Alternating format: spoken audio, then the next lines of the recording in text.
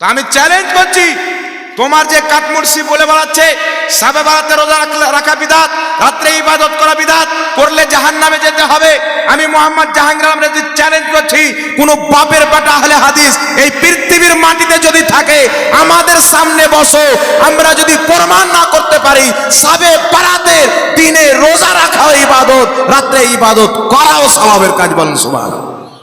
যদি না প্রমাণ করতে পারি তা আমাদের গর্দন কেটে দিও, তোমাদের গোলামি স্বীকার করে নিব।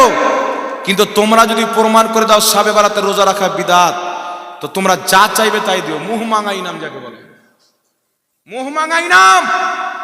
আর যদি টাকার কথা বলো 5 লাখ 10 লাখ টাকা তোমার যা চাইবে দিয়ে দেবো, হিম্মত যদি থাকে তো একবার বসো না।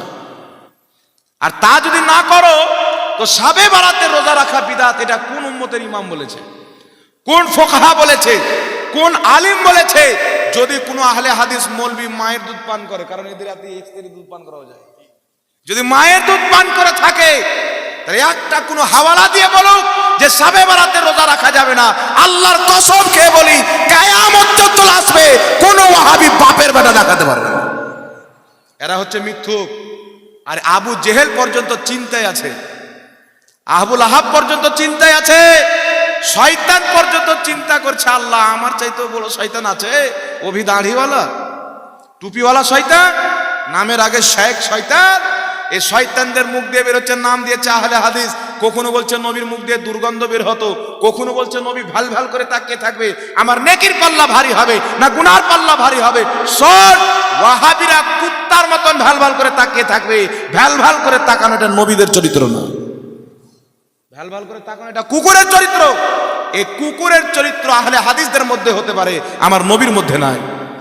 আর যদি আমি আহলে হাদিসকে বলি ব্যথা লাগে, আমার নবীর ব্যাপারে বলেছি আমাকে ব্যথা লেগেছে। আমরা নবীর কলমা বলেছি, কেউ নবীর তাওহীন করলে সুন্নি ব্যথা পায়, আর আহলে হাদিসদের মৌলবীর তাওহীন করলে তোমরা ব্যথা পাও, কারণ তোমরা মৌলবীর দিনকে মেনেছো, সেই মৌলবীর কর্মধর্ম মনে করেছো, তার তোমরা কলমা পাঠ করে নিয়েছো।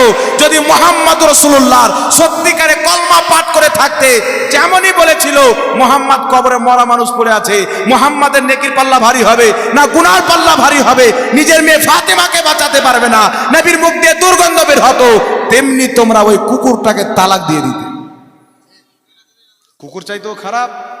নবীর ব্যাপারে বলছে যে রাসূলের পেশাব দিয়ে খুশবু বের হয়, যে রাসূলের ঘামকে সাহাবা আতর হিসেবে ব্যবহার করে, এই হারামজাদা কাজ্জাব বিন ইবলিস আছে একটা বাংলাদেশে, দেখবেন কাজ্জাব বিন ইবলিস, হাদিস পড়ারও ঢং নাই, ওলা নাই মতো ফলানা বদু এভাবে হাদিস পড়ে।